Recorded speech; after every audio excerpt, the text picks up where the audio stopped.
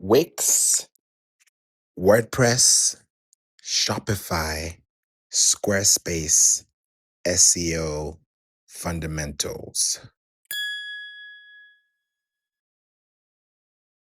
This is going to be a very interesting room because the last time I did something like this and brought a topic like this to you was as far back as 2022. And I remember in 2022, Wix, WordPress, Shopify, and Squarespace are all very different platforms. Completely, completely different platforms from the way they are today, especially Wix, because Wix has matured in a very fast way. And I love how a lot has been done on these platforms. I've used Wix, I use Wix. I've also used WordPress, I build on WordPress, Shopify, same thing, Squarespace, same thing. All these platforms have been used and built on, and they all can rank on Google. They can all rank on ChatGPT. They can all rank on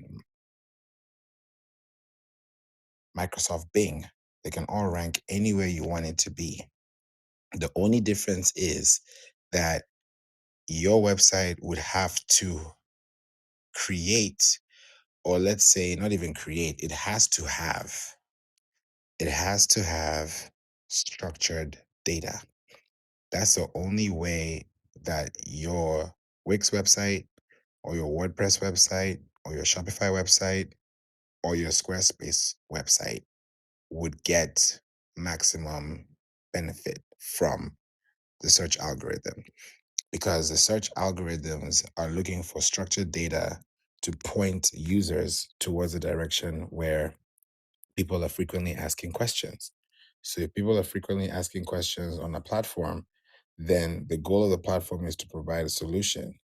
So when that solution is provided, it's going to take a while for someone to see that solution until they're ready to see it themselves. So when you're building a website, when you're building connections with people, the platform you have to be on really matters, because if I give you this and break it down, I want to make sure that you understand this too. Wix is a website builder, and Wix is also a domain host provider. Let's just get that straight. So Wix has its own hosting provider. That means you don't have to buy an external platform or integrate an external platform to your website on Wix. So when you buy a premium account on Wix, you're technically buying premium hosting. That's why when you pay for a domain on Wix, you're paying for a domain separately from you're paying a Wix premium account or paying a mailbox account. So you're always going to have a different payment unit for the different elements. Welcome, Win. Welcome, Marcy. Thank you for being here. And let us know as well if you have a website, and if you do, what platform is it on? Put it in the chat, because it'd be great to also, hear how you're using your platform and what's working for you too. So when you're using these platforms, you're creating an experience. And this experience is going to be something that you're going to see long term by the successful planning of having structured data on your website. When you have structured data on your website, you're creating an ambiance that's going to allow more people to connect back with you at a larger scale. Welcome, Adam. At a larger scale.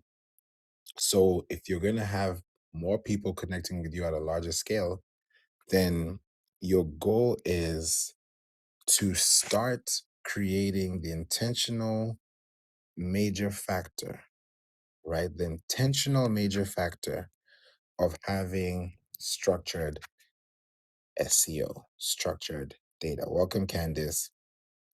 I got to say this now that you're even here, Candice. I noticed something on Wix, and this is something that really made me a little bit, what's the word? Yeah, shocked is the word with Wix, because I'm wondering, why would Wix do that? And some people don't know this. And if they don't know this, they'll never find out. So if you're listening to this, you are in the lucky spot. And if you have a Wix website, go to your settings and check this. If you have it on, turn it off. So here we go. What I noticed is that in the settings section of your Wix builder, right? When you go to the left side of your dashboard, when you have all your control settings, there's a section that talks about SEO. And there's a section that talks about the settings within the SEO dashboard.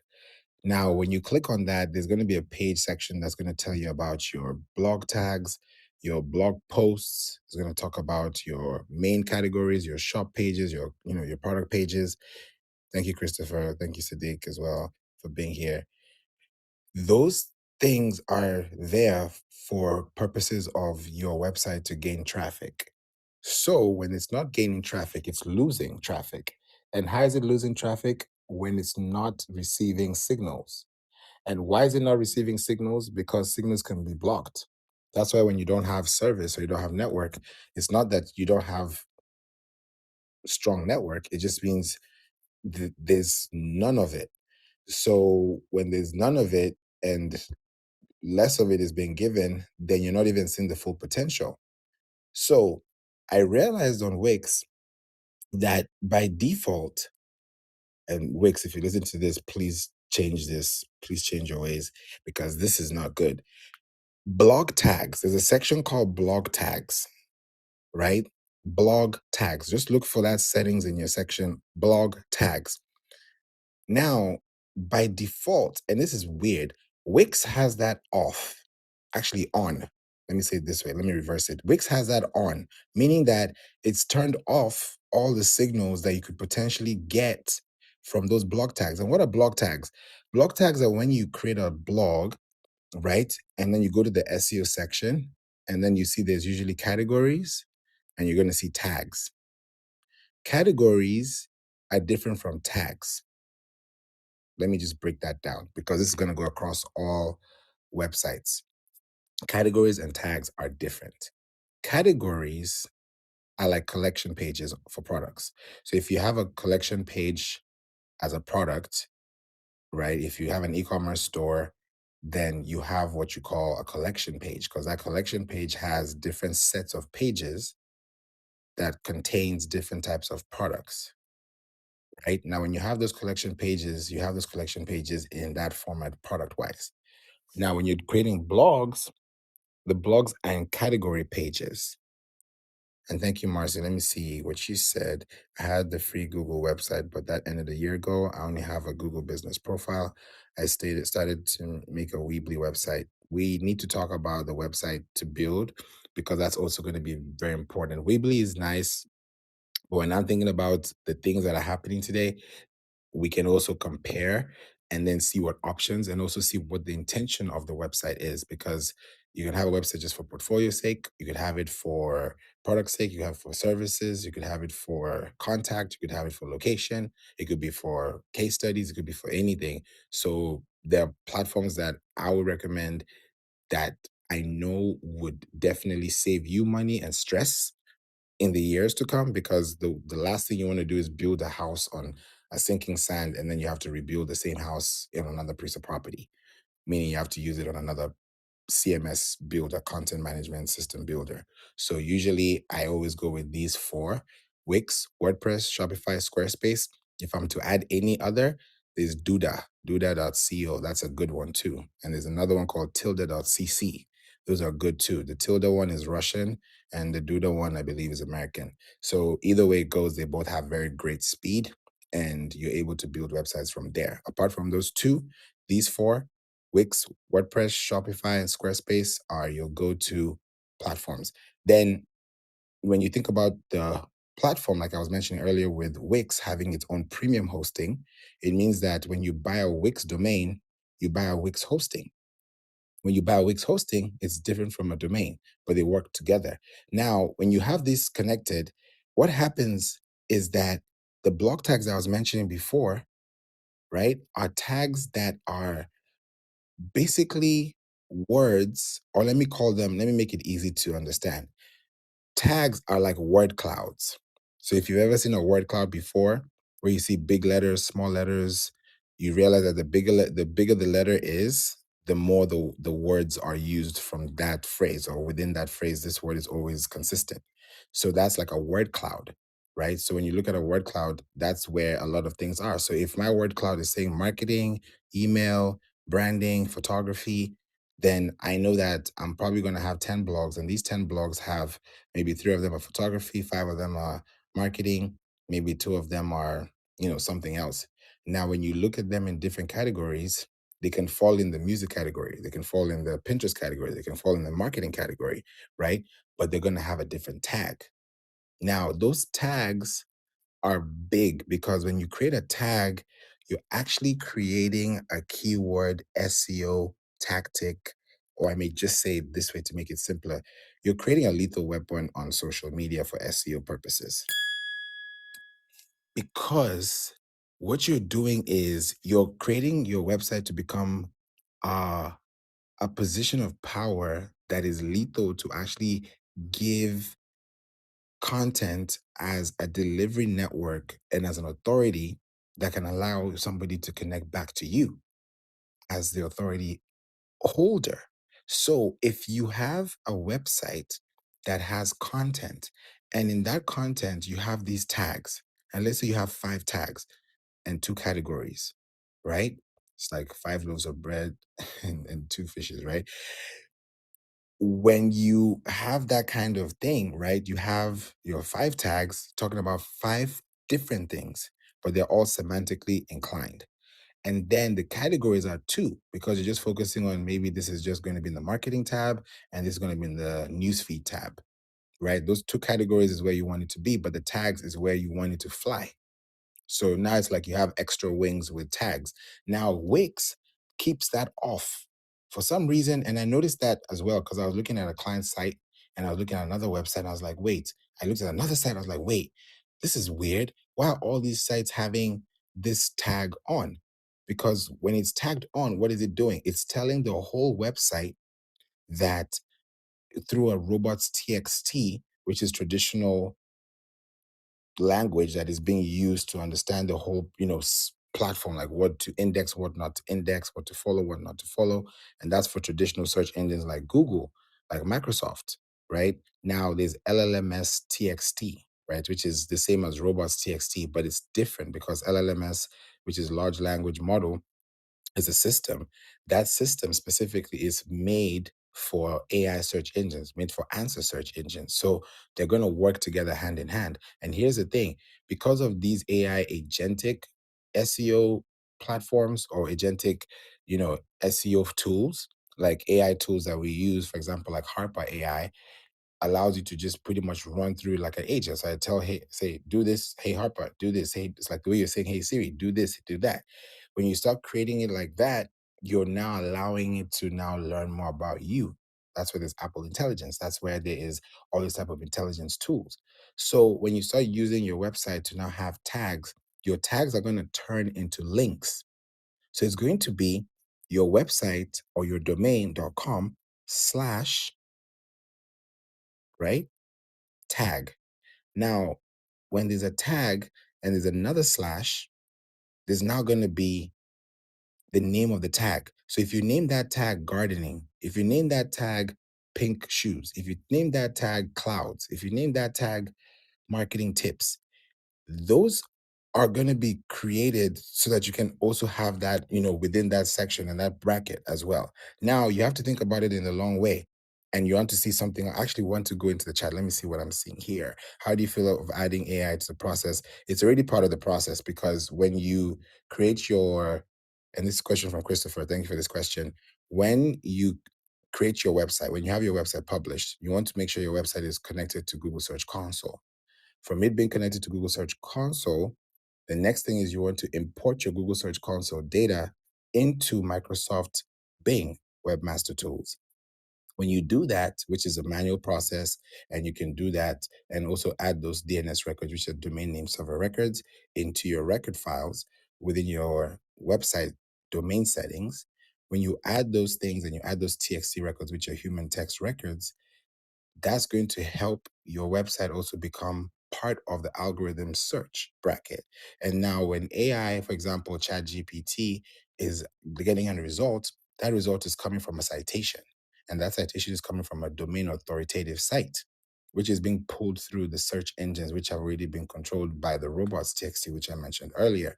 So when you're thinking about AI and adding it to your process of creating content and also creating it within your website, it's also going to be good because you're also having these codes that are tracking within your pixels that are also showing up on your site on the front end and also on the back end. So it definitely has a completely different switch, but it's good to also integrate them too. Some people have pop-ups, some people use AI chatbots, people use different kinds of things to create those different measures. So it's very important to look at it that way too, as well. So thank you so much for that question. Marcy, he says, my domain is now at Squarespace. Yes, Google Domains is a product, and they sold their product line to Squarespace domains. And definitely, if you're using Squarespace domains, that's still good. A lot of people are still using it till today. And you just want to make sure that you have a secure place where you have your domain. But if you have like a platform like WordPress, you would need to now buy a hosting platform, right? Like a Hostinger or a SiteGround or Bluehost or GoDaddy. And there are different options out there. There's a Namecheap. There's so many things you can do out there. But at the end of the day, the goal is to figure out, okay, out of all these tools, yes, there are price points, there are different things you're seeing there. You might get a little confused. What you should be looking out for when you're looking at hosting sites or hosting platforms is the bandwidth. That's a major thing, the bandwidth. Because if the bandwidth is not as strong, right, the bandwidth is not going to give you that full term experience. And most times when you think about a full time experience, it has to deal with your content. Think about it. Let's say you go viral. And then if you go viral or when you go viral, you can't handle the virality because now your website's broken or something is wrong. Then that happens. If that happens to you, that's because the memory levels of your website are not picking up. It's like space on your website or space on your computer. If you don't have enough storage space and it's filled up, it's clogged up. You can't do anything, right? If it's like your credit too, if you've, maxed out your credit, you can't use it. Yes, you have it available, but you can't use it. It's the same thing with your website. If you've maxed out your storage space, that means your bandwidth for people to actually access your website, then it's going to be hard for them to stay because if everybody's on your website at the same time and you have a big website, then that's great because you have a big bucket. But if that bucket is full and you can't control anything outside that or more than that, then it's going to fall off. And when it falls off, it's bad. So I've seen it happen where people can have like huge traffic and then it just dips. So you don't want to have those things and you want to make sure you can secure that early. So how you're able to do that is by having good bandwidth, and you can create that bandwidth by having good platforms. Like Shopify is great for that. Squarespace is great for that. Wix is great for that. WordPress, you have to now get an external third party to match up to those things because these other platforms already have them built in because they know that when you're buying a Squarespace domain and you're also buying a Squarespace hosting, that means you're buying a Squarespace website that's going to be Squarespace based, meaning that if you're going to add any records or remove anything or have any type of communication, let's say you get a work email, right? A professional email, hello at your domain.com. That email is going to have something called a DNS record. And a DNS record is where you're going to be taking that record from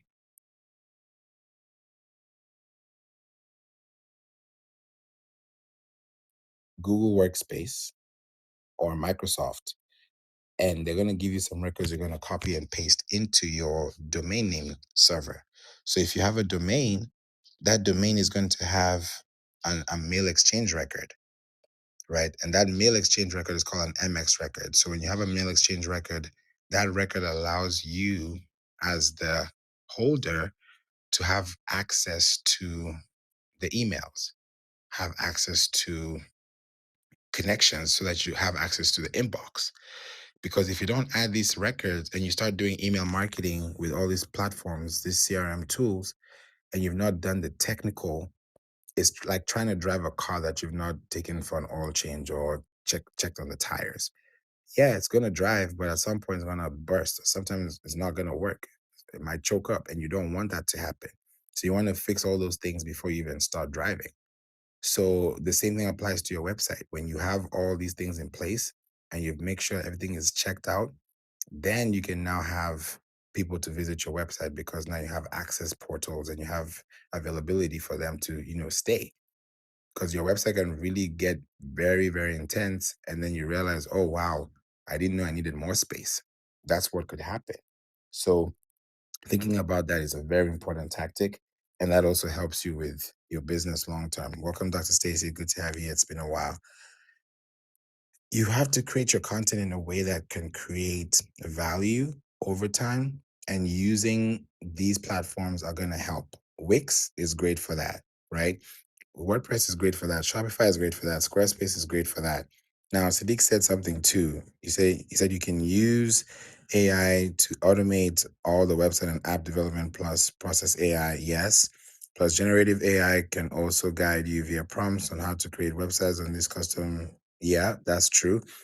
But you still need to rank them as well. It's not going to be a cookie cutter either, because there are people who say that there are AI websites that you can, why would you pay somebody $1,500, $3,000, $5,000 for a website when you can go to ChatGPT and create it for free, or pay $20 and get a prompt, or whatever the story is? My response to that is, if you want to build a long-term business, a long-standing business, then you have to create it on a content management system tool platform that's going to give you and yield that potential. And then Sadiq also said too that indexing tags and categories aren't good for SEO. I want to really tackle this question because I want to really know why you would say that. And I'm excited about this question. And Hidden, thanks for being here as well. Because if you look at the chat, we've been talking about different platforms, how you can use different platforms for SEO and which ones are good to build on. And the last comment I see is indexing tags and categories aren't good for SEO. What would you say about that? Welcome.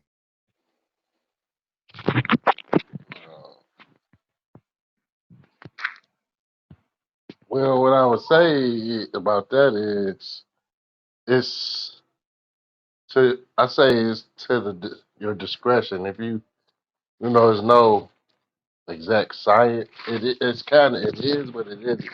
Depending on how many different optimization strategies you use, you can always like overlap or cannibalize. So you gotta be careful what you're doing, and coming in on the back end. But kind of trying to catch up a little bit here.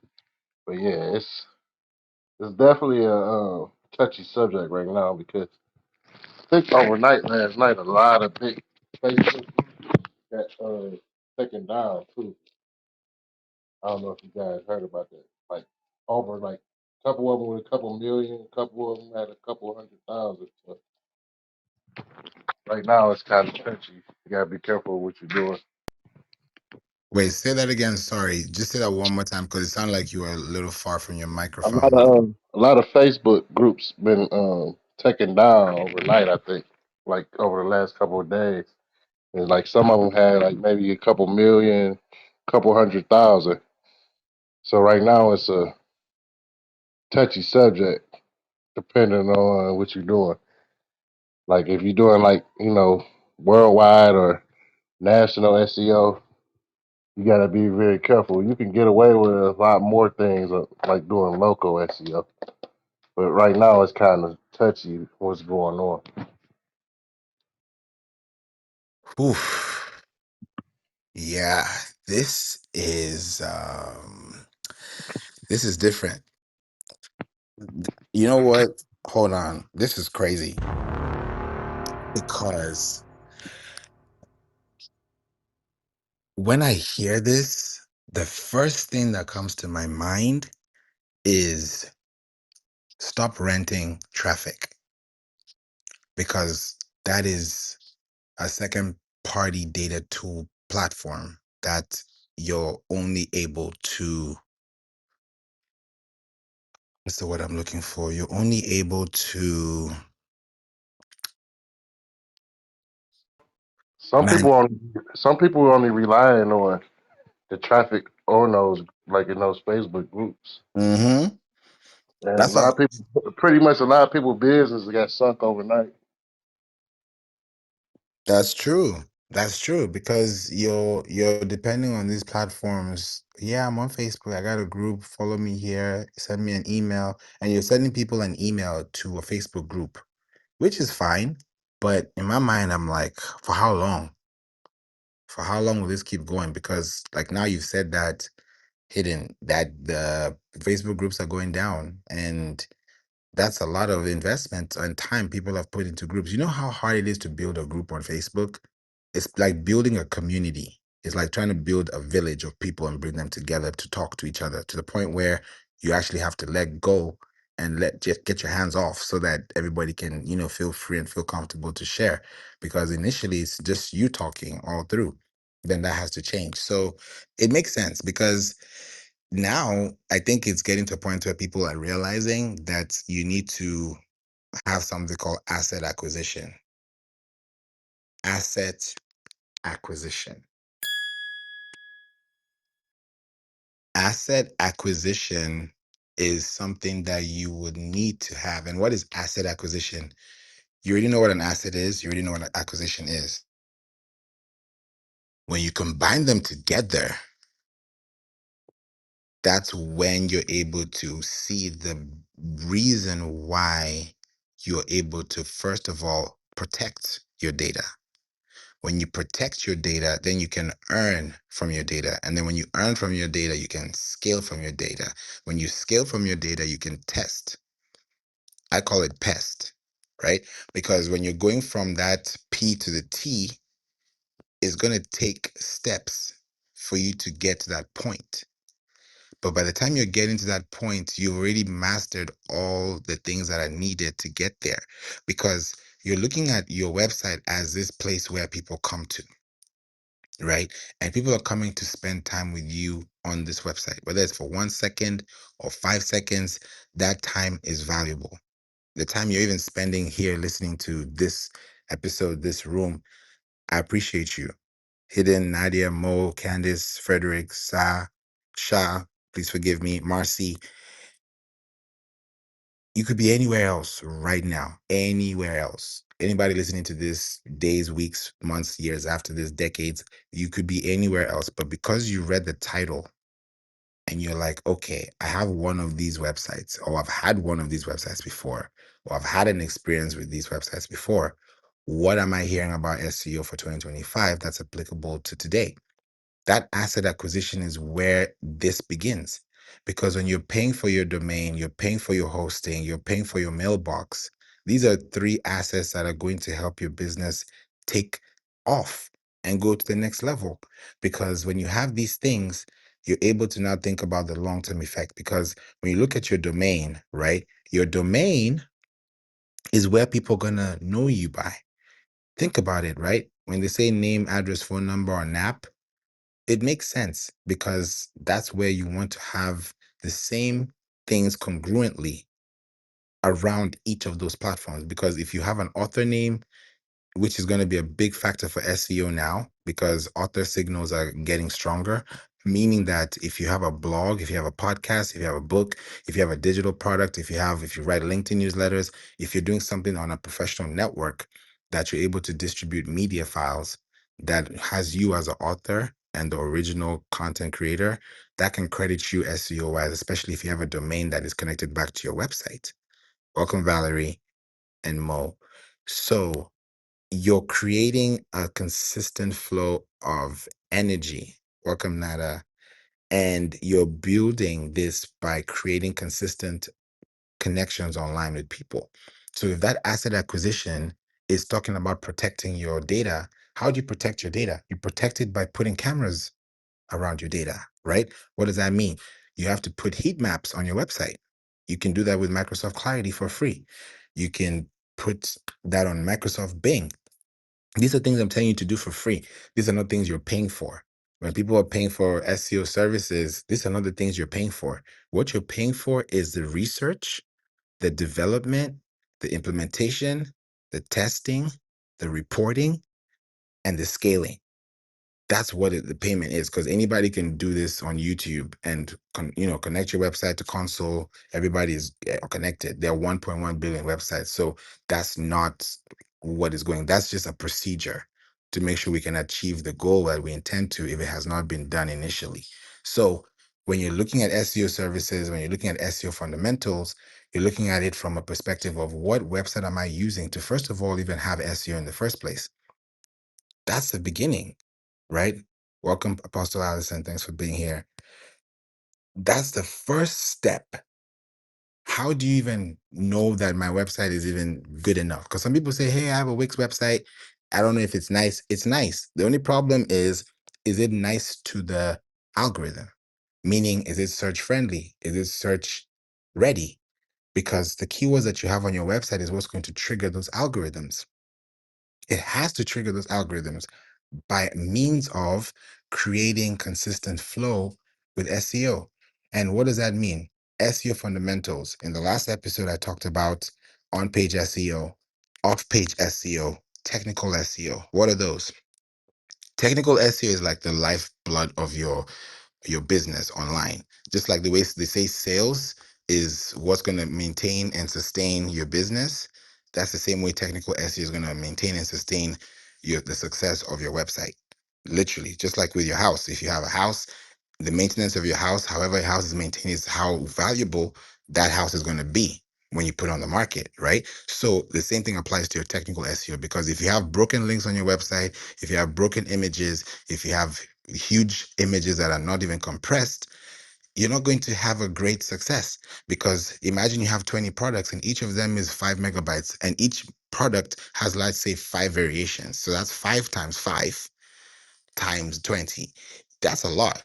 Before you know it, your website is just going to crash, break down, and you'll be like, why are people not coming to my website? It's because you're not giving them the access, or even the red carpet too. The red carpet has mud.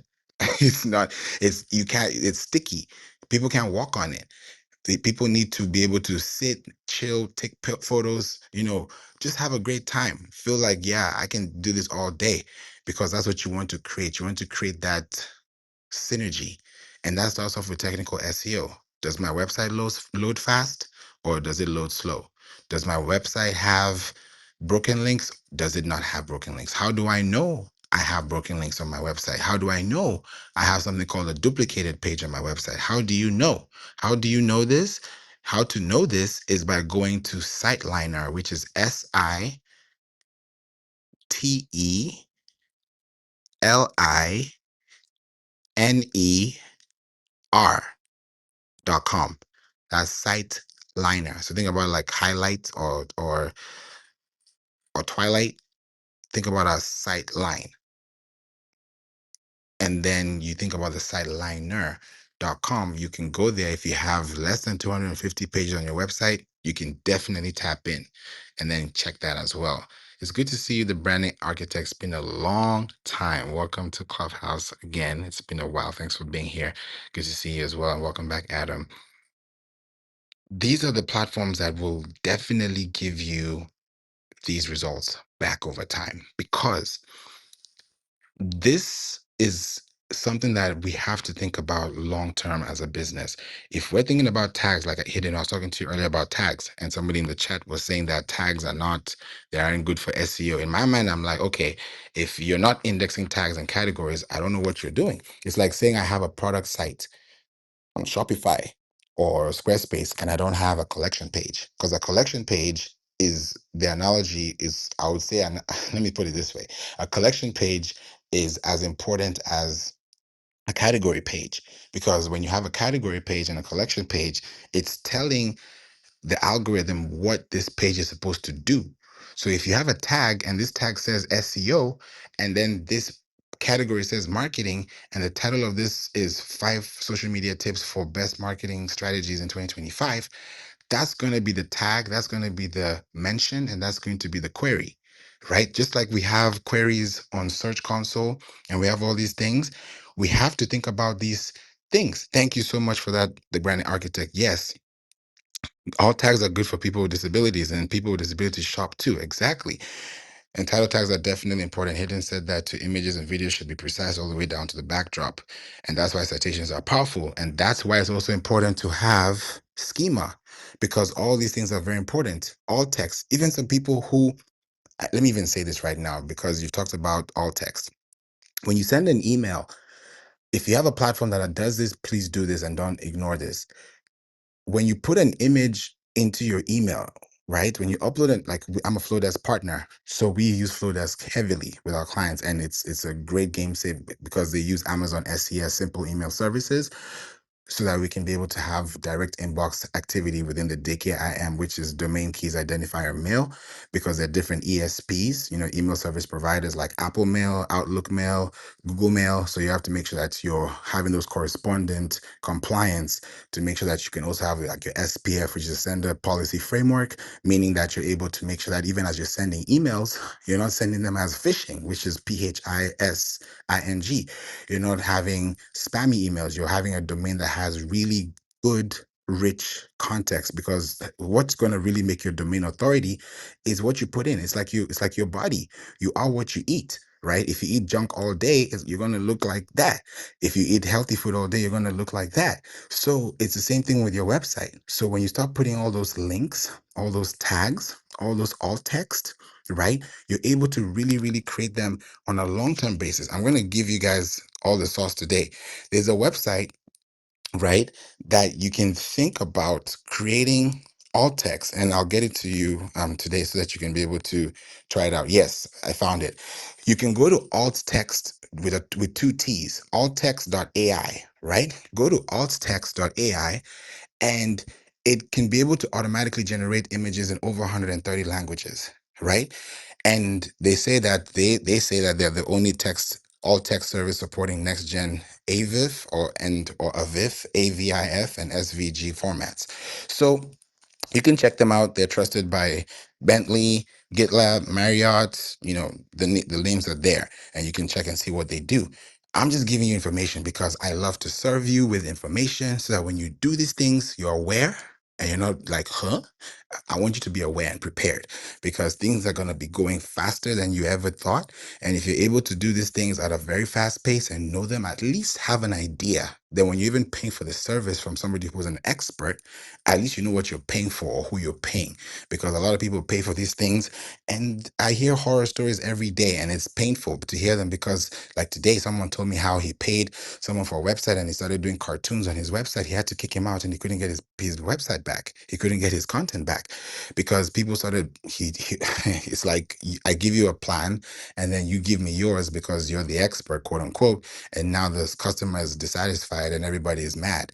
It's just weird things I hear about, and I'm like, why do people act like this? So when you think about the value of what you're exchanging, you're giving people something that they can learn. So when you're thinking about the website you're building on, you're building it on protected soil, on land that you want to see grow. Some people say, hey, should I use my Wix website? I don't think it's professional enough. What's making it not professional is the fact that you don't have schema on your website, because you can go to Google Chrome and search for this detailed SEO extension, Chrome extension tool, right? Go to detailed SEO, it's going to be a purple D, detailed SEO extension Chrome tool, and download that Chrome tool. Check your own website, because these are things that will do for you when we are going to audit your website. So you, at least it's like going to the doctor. You know what, you have a cold, you have a fever. Okay, you're going to go to the doctor and they will tell you what to do. So you both know what's going on. It's just that you knew it first, right? If you're pregnant, oh, you knew it first before the doctor did. So the same way your website, you know what's wrong with your website, but you may never even know what it is because you never diagnosed it in the first place. So I'm just giving you easy life, real life examples, analogies, so that you can see the same similarities between your website and what you can actually do for your website. So when you think about the platform you're using, these platforms are going to be very important, because you're creating content that's going to give people value. Like Hayden has said, title tag and optimization and all schema Exactly. For main entity service, area served, service action, favorable service outcome, booking action, and provider role. The branding architect said people love to run ads, but SEO is amplified with ads. You can run $1 million brand with SEO 100%. 100%. A lot of businesses are actually spending so much money on ads more than they're spending on SEO because they're like, oh, yeah, we have someone in house or it's just going to be marketing. But things are changing. And because of AI, thank God, I think AI is really exposing SEO as opposed to replacing SEO because the people who are really doing SEO are showing up with citations, with showing up with markup language, are showing up within brackets that are not just within your common fields. So I really appreciate how you broke that down, Hayden, and the branding architect as well. And you said SEO is built in organic ads. Google dorking is a killer method as well. You think about these terms you're hearing, you're like, huh? I've heard so many terms today, like my head is spinning. We're just saying them because we want you to be aware of them so that you're not caught by surprise. If a doctor's going to tell you that this is the condition, you're going to Google it. God forbid, you're going to get healed and you're going to recover. When you want to know, oh, I have a headache. Oh, what is the headache? Or I have a this or that. You're going to decide, oh, I have a mild headache. What can I do? Can I drink water? Do I lay down? Do I drink? What do I do? Right? Because you're getting those things. That's the same thing with your website, right? If your website if it doesn't consist of this left brain, right brain, it's going to be hard for you to scale or even have a positive ROI as a business. Here we go. The left brain analogy is pre-purchase, right? When people are purchasing for stuff, a very good platform that people do pre-purchase is Amazon. Before you purchase, you're going to do a lot of pre-purchasing. Pre-purchasing meaning that you're going to add to cart, you're going to check your reviews, you're going to compare, you're going to contrast, you're going to think, you're going to sleep on it. That's pre-purchase, right? Post-purchase is when you just bought a car or you just bought something and it starts to act funny, and then you go to YouTube. YouTube is heavily on post purchase. So if your car broke down, you're going to go to there and quickly you're now going to get that feedback saying, "Oh yeah, I need this checked because this happened." And you're going to describe the problem on YouTube. You're not going to describe that problem on Amazon. You're not going to describe that problem on Instagram. It's not going to happen like that. So those platforms you're on, mentally, you're already in a position of purchase. And there are 5 platforms in the world right now. There are others, but these top 5, I'll call them the big 5, is where people, and it's not in any order, is where most people search for pre-purchase, and you have to be on at least one of them. If not, if the more you're on, the better, right? Number 1, Google. 2, YouTube. 3, Pinterest. 4, TikTok. These are big ones. And then 5, I'll leave that open to you so that you can decide. Because if you think about these first 4 I've already mentioned, Google, Pinterest, YouTube, TikTok, the 5th one, if I give you the 5th one, you can replace it with anything else. But the 5th one is Amazon. So if you have these 5 and you're in any of these platforms, because Amazon, I left that last because not everyone's going to be on Amazon, right? But if you're going to think about your business, there's Etsy as well as eBay. So that's why I kept that a little miscellaneous. But if you want to be on this search web data platforms, be on Google, be on Bing. You also have to be on Yandex, right? There's also something called Naver. I don't know if you've ever heard of that before, Naver, right? Those are platforms you have to be on, right? There's something called Scissor, which is from Czech Republic. That's a whole thing that you got to be on too. And these are platforms. There's Yandex, right? We're not saying that you shouldn't be on them or you should be on them. We're just saying that these are platforms that your website has to be recognized through. Because when people are searching for websites, all these search algorithms are talking to each other. And when they're talking to each other, they're trying to say the same thing. That's why when you see, oh, you want to search for something on Google, you get at the very top, it says you have about 21 million results, and you only see 10 results on the first page, right? You wonder, okay, what's going on? Now, Google Search Console, and I was talking about this earlier in one of the SEO rooms earlier today, with people out there from the UK, amazing guys, amazing, really good people. I was telling them about Google Search Console because we were talking about AI and how is this thing working? Where are we going with this? And I just mentioned briefly before I hopped on a call earlier today, and I was mentioning that Google Search Console is free, right? But here's a caveat. Google Search Console, and this is another thing I want to debunk today because I debunked the first thing earlier and I want to debunk the second thing now. Google Search Console only gives you 1,000 rows. You might get more than 1,000 rows. Like, yeah, you might get it. Maybe, you can go a little bit over the limit, but you will never get anything close to 50,000 rows on Google Search Console. Yet, Google is the biggest search engine in the world, and they have over 25 billion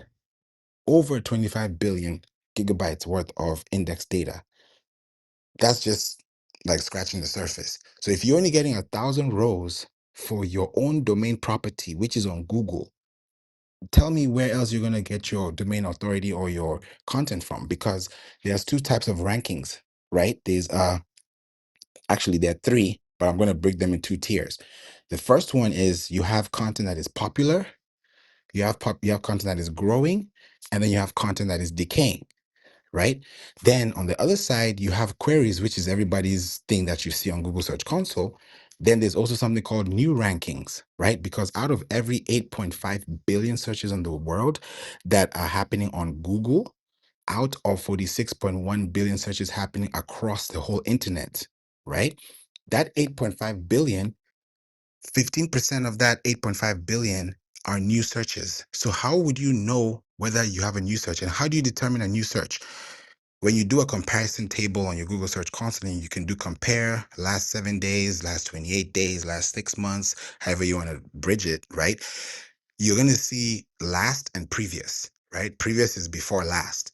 So if you start seeing that you had 0 impressions last month and now you have 1 impression, that's 1 count.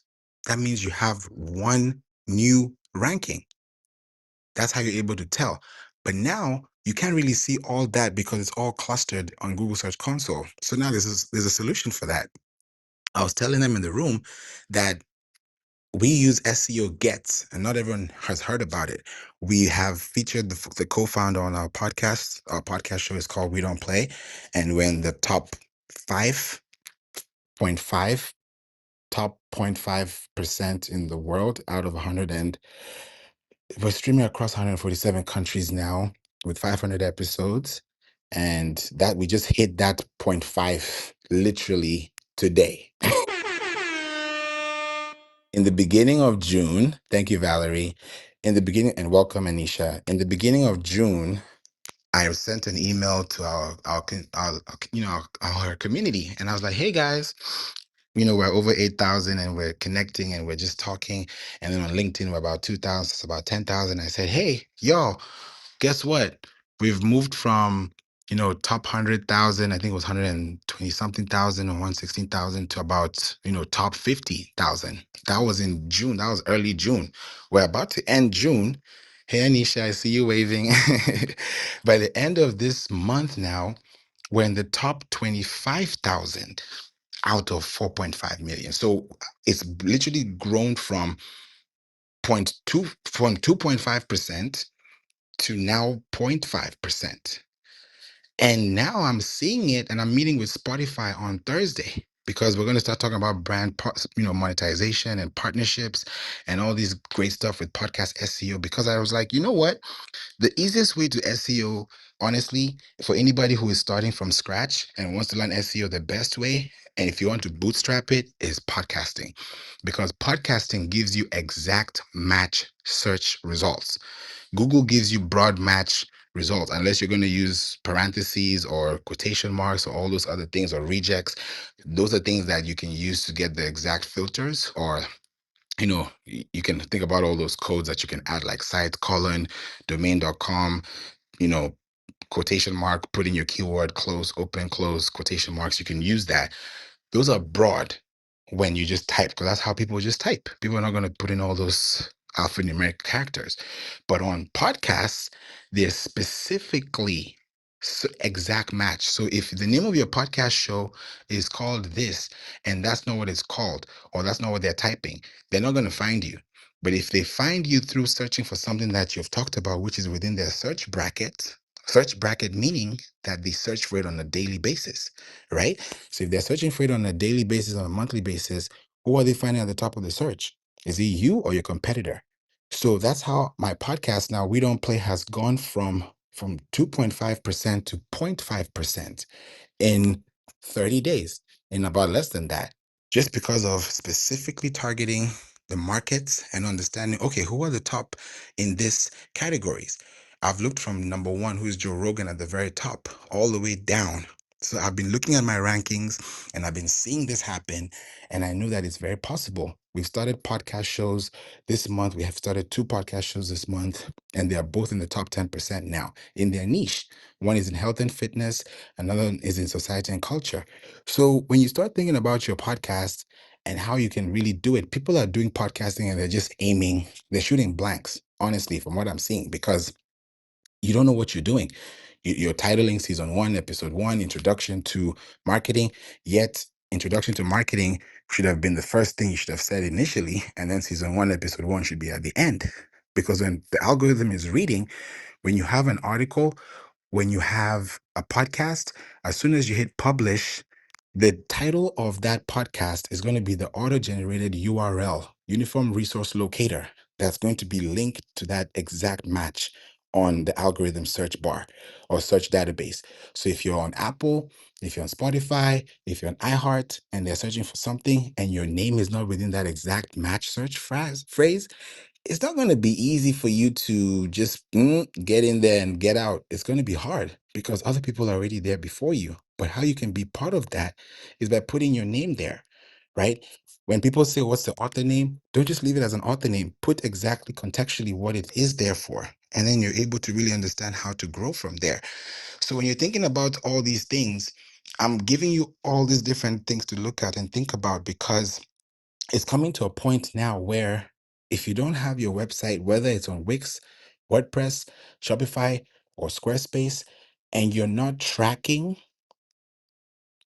your website based on the Search Console, based on SEO Gets, based on Microsoft Clarity, based on Google Analytics, based on Google Tag Manager, and you don't have these things installed, these are the fundamentals, because all these platforms are going to have the same thing. It's just a different platform. If you're on WordPress, you probably need a different hosting site. If you're on Wix, Shopify, or Squarespace, you're fine because you're buying a domain, then you're buying a hosting, then you buy a mailbox, right? All these are going to be talking to each other through your domain name server, which is your DNS. You can go to our website called Digger Tools, Digger .tools, and you can see your own domain and see when it was first created, who's the hosting provider. All the details are there. You can see it all in there. So it's really a good place for you to really see how you can, make sure that you have good content on a daily basis. Now we're going to go into questions. And before we do, I see some questions in the chat, and I would definitely want to go through that because we're at the top of the hour.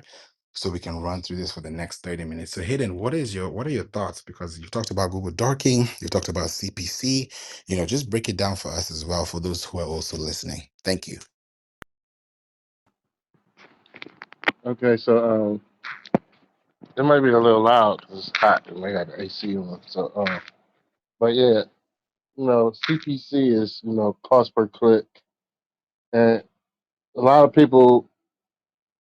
Well, if you do the research, you can kind of find out the I would say the broad term is usually going to cost the most to get for a click. So if you're looking for like just plumber, the cost per click for that like is going to be through the roof. But if you're looking for something like um, fix leaky pipe, it might be like $5. But you still need a plumber though. So different ways to approach this, logically approach these things is a lot of people say, oh, that costs too much, but you can approach it in different ways. That's why I was saying earlier, you gotta It's all about how you're approaching it. You could reverse engineer things by the services provided by somebody in that niche.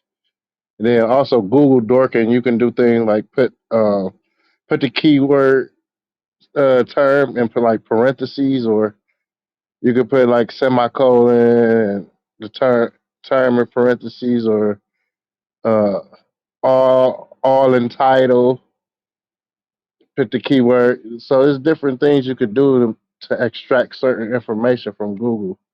So I like to put the keyword terms in parentheses because you can see exactly how many websites are using that exact search term. So it's things like that to help you um, I would say cut the fat pretty much, or see the competition in the you know instead of a 30,000 foot view, you can see it a little closer. So I'll leave it at that.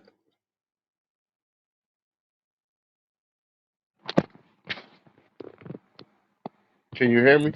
Thank you, Hidden. Yes, I just wanted people to just, take that in a little bit because it's a lot of information you're getting today.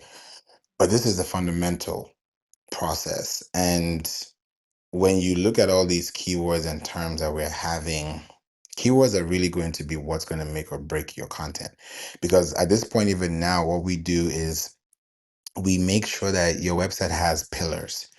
Because nowadays, especially with AI right now, there was a study that was done recently, actually today. Yeah, it was today. It was today.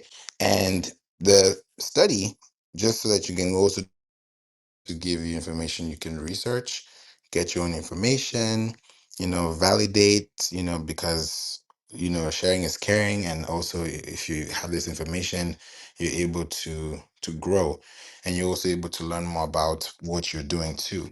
Now, one of the things that was said by Neil Patel, right? He said something that was very interesting, and I think they did a study by NP Digital, and they were talking about, and this is very exciting to say too, that when you look at the way AI is responding to questions online, those questions that are being responded to, most of them are happening through blog posts, which is very exciting because we're bringing back blog posts in a way that a lot of people now are going to start using blog posts as citations, right? And if you have a blog post, what's even better is you can have a blog post, and then that blog post could be supported with a video. It could be supported with a product. It could be supported with a podcast.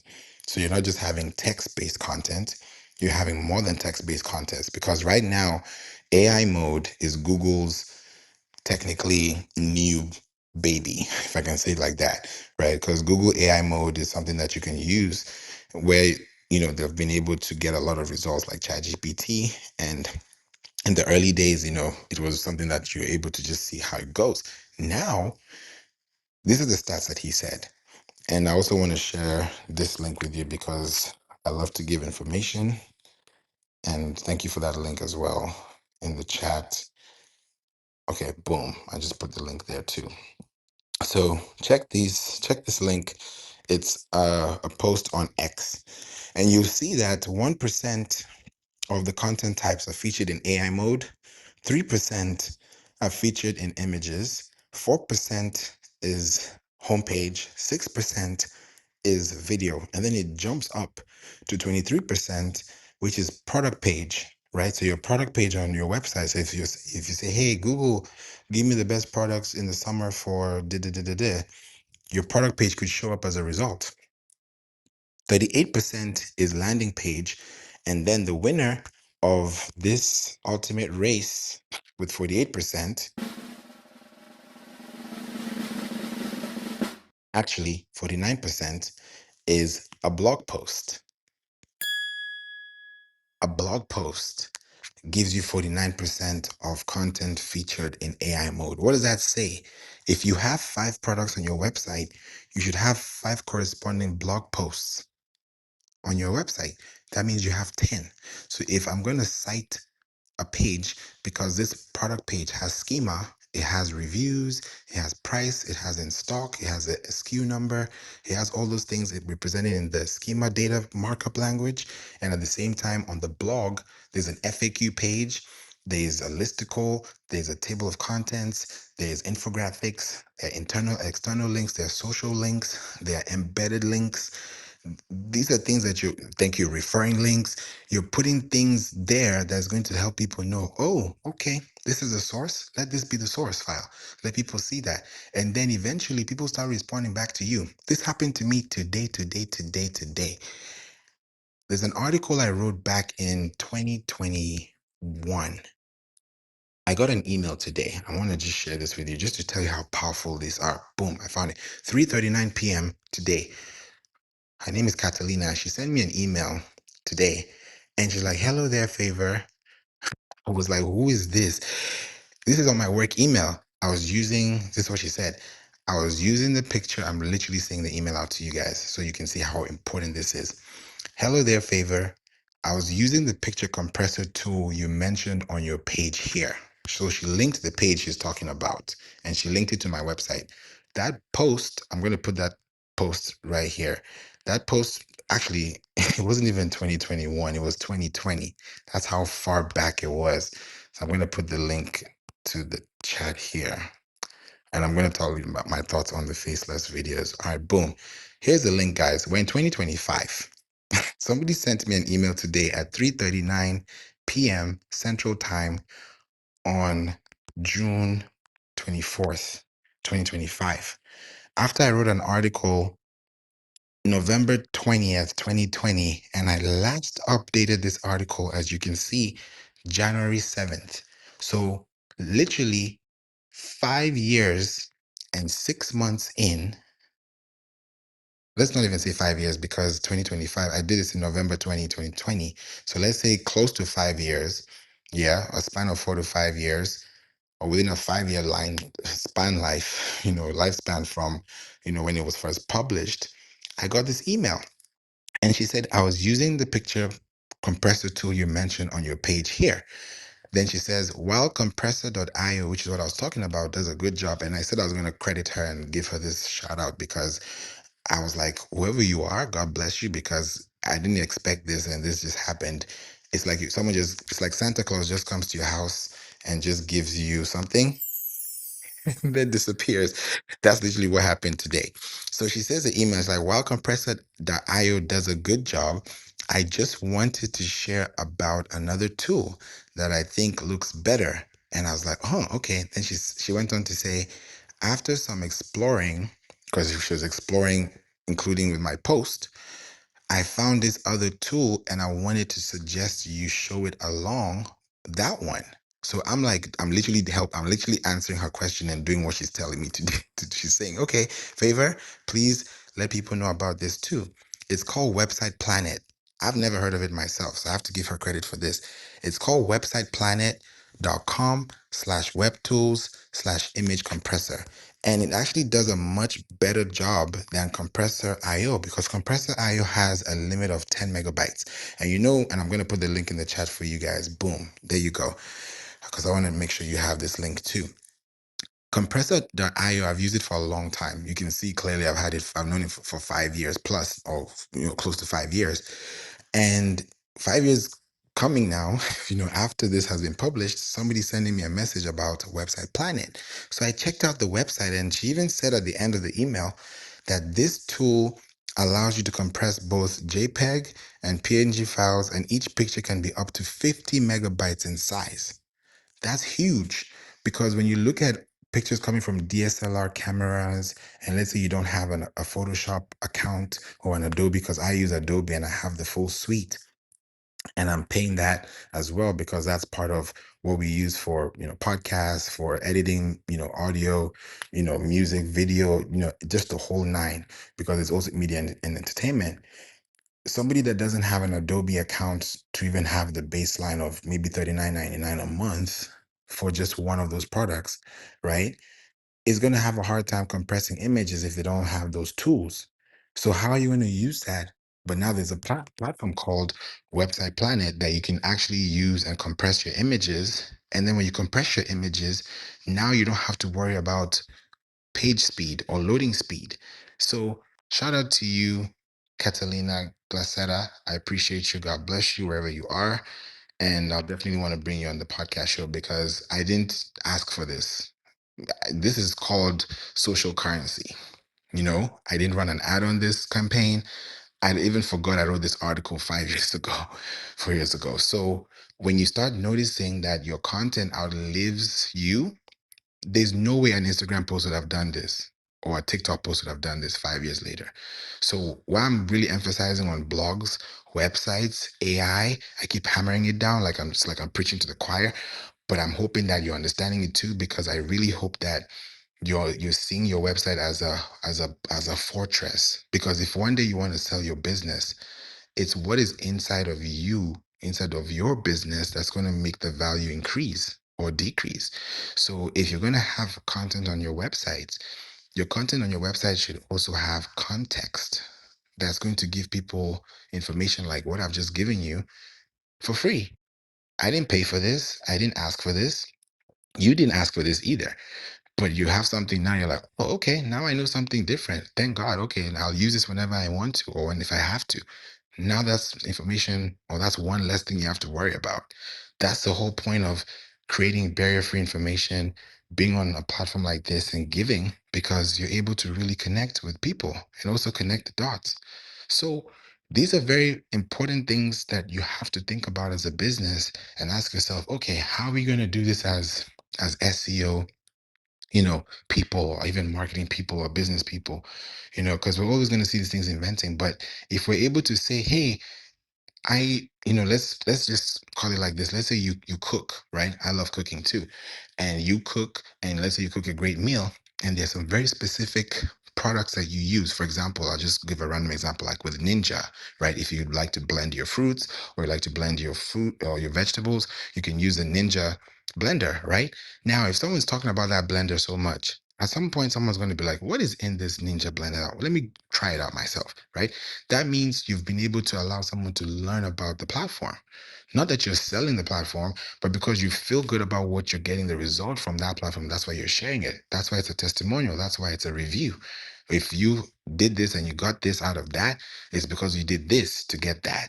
So when you do the same thing, you'll get the same result. If you work out hard, you're going to get the result. If you read, if you think, if you pray, you're going to get those results. So the goal is to get to those results as much as you're able to now make sure you have that steadily. So everything that you're seeing right now in the world is focusing on creating content for the right user to come to you. And how did that person even find my email? It's because it was available, right? That's someone I can now connect with on LinkedIn. We can actually have a discussion. We can end up even meeting up in person or going to a conference. Like the list is endless. We're in a digital world today. That's why I don't underestimate anything. If it's just me in this room, fine. I'm good, because I know one day someone's going to listen to this. They'll be like, oh, okay, that makes sense. Let me try that. And somebody will do that. I've heard of people who have built a whole business from listening to a podcast. Sure, it happens.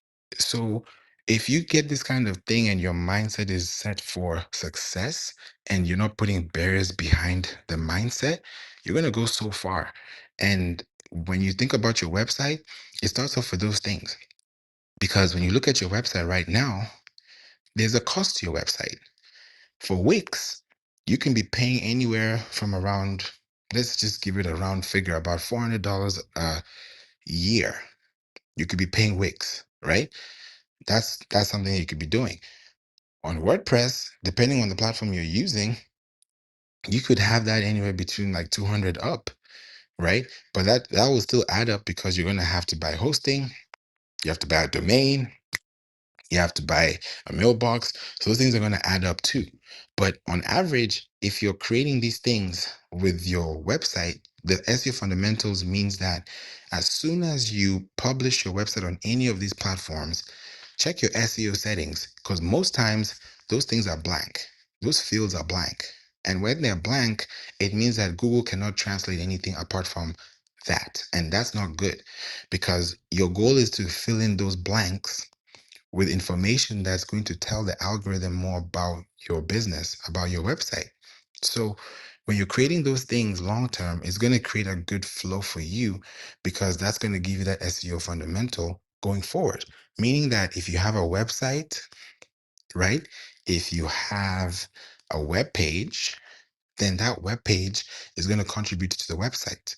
Because Google algorithms, all the search algorithms, they don't rank your website, they rank your web page. So if you have a web page that has a URL within that destination folder, that talks about this destination URL specifically to this key phrase term, then your meta title, your title tag, your URL, your meta description, your schema, everything has to be aligned so that when someone is looking for this information, they can find it, right? If you put on your robots.txt and you're allowed to have a max large preview, that's a good thing because someone can actually see the preview of that box with little thumbnail, on Google, and you see those results. If you put schema on the website, right?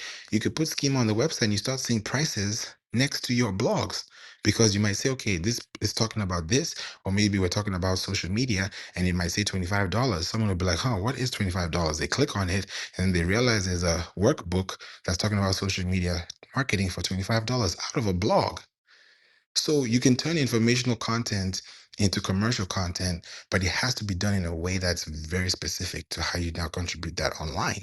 So things like FAQs, if you have FAQs as schema, that's going to show up as subscripts, within your Google search results.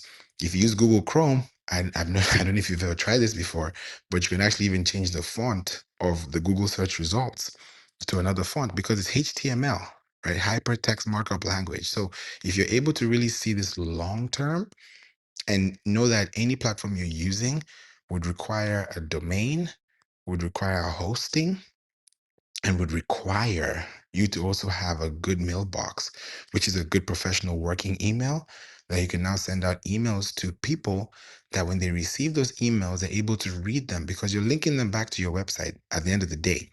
You're buying a website to link them back to your website. You don't buy a website to link them to your Facebook or to link them to your Instagram. You're doing that so that when you tell them to click here, they're going to your website because on that website, you have information that they have to see. When they see that information on the website, you're getting data, you're getting feedback, you're getting traffic, you're getting insight, you're getting intelligence, right? If you have the right systems installed, you could also get opt-ins, you could get impressions, you could get leads, you could get Alexa rankings, you can get a lot of things to exactly know who's serving to the point where you can even get to know the zip codes, right? Because we do zip code marketing and it's very specific to how you focus on how people show up online. So if you're very meticulous with how you build it into your system, as long as there's a place where you can have a code injection, which is available on all platforms. WordPress, you have to install a plugin. There are different plugins that you can use as well. Shopify, there's a code injection already in the theme liquid, right? SEO for Squarespace, the same thing is there for code injection. Wix also has the SEO settings too. These platforms are very, very good. So I really appreciate you, Hidden. Thank you so much for being here and being here with us today as well. So this has been a great room, and I feel like we'll definitely handle that zip code targeting. I think that's going to be the next one in this context, but probably I'll bring that up later during the week or next week because I already have titles for you actually for this week. Tomorrow, we're going to be here talking about SEO visibility tactics for better business structuring tomorrow at 12 p.m. Central. Then on June 26th, we're going to talk about voice branding, which is digital audio content SEO optimization. That's going to be at 2 p.m. Central. Then we're going to talk about Pinterest marketing, exclusive updates, plus high value markets. I'm going to talk about Apple, MasterCard, Disney, and just literally just show you how they use Pinterest, especially during the seasons, because right now we're in the summer season, and how they use it, especially Apple. With every September, they always do something crazy on Pinterest. So I want to break it down to you on that day. So you'll be here June 27th. If you're available, be here at 12 p.m. Central. RSVP, add it to your Google Calendar, your Apple Calendar, so that you don't miss out. So we can also have great conversations. If you want to work with us directly and you need a podcast, you need a website, you need an SEO service, you need digital marketing, please feel free to click the link above or click the link in the description where you see complimentary SEO discovery call. We're going to talk for 30 minutes and just discuss about your business so that before we even get off that call, you have an awareness of where you are on the map, on the world, on the world wide web, and then ask yourself where you want to be, because I'll show you your competitor and I'll show you where you are. And then you decide where you want to be in the next 3 months, 6 months, or 12 months. Because SEO is a long term game. But these days, we've been able to crack the code so that we're able to even go faster. But the goal is not to get there fast, the goal is to get there with intelligence and with backup. What do I mean? When you have backup, it means you have connections to tags, to citations, to links, to backlinks that give you flow. And if you're able to do this in a very, very semantic way and a very structured way, podcasting would be a great thing to start. So if you've never thought about it, think about your podcast as something to do. I started my podcast August 13th, 2019, and it's going to be 6 years this year. And the podcast is called We Don't Play. It's called We Don't Play. And we're now ranking in the top 0.5% out of 4.5 million podcasts in the world, and we're at the top 25,000 as of today. So this show has shown me, and we're streaming across 147 countries, that even if we're in a room like this, it can be a small room, but it can definitely have big impact. That's why I appreciate anyone that listens, anyone that pays attention, anyone that asks a question, because those questions are very valuable. And it allows me to know what you need so that when you come back for more, you're able to also explore the other things that also make your content accessible and also available to the market, because your goal is to see, okay, how am I going to connect with people here? What am I going to do? Where am I going to go? It all starts off with you. And if you're able to put these things in the right place, it can go a really long way. So I really appreciate you for being here. And this has been really, really good. I'm glad that Apostle Allison has said that too. Thank you for that. Nada, thank you for that comment as well. The branding architect, thanks for being here. Looking forward to having more rooms again with you in this year. Dan followed you back. Thanks for being here. Magnet, thanks for being here as well. Marcy and Benjamin, you got pink tickets. Please click the link at the very top where it says Marketing Club. We are over 351,000 members here, specifically 351.8K members. So we are always here. I've been doing rooms like this on a daily basis on Clubhouse, and it's going to be 5 years for me on Clubhouse this November. So I just know the power of consistency, and I know the power of impact when you think about specifically targeting information that helps people get better. So you've been listening to Wix, WordPress, Shopify, Squarespace SEO fundamentals for 2025, even 2026. Because if you're able to apply these things with AI today, it will save you a lot of stress, money, energy, and time. So, with that said, have a blessed night. I'm going to see you guys tomorrow, and have a wonderful evening, and take care, everybody. See you soon.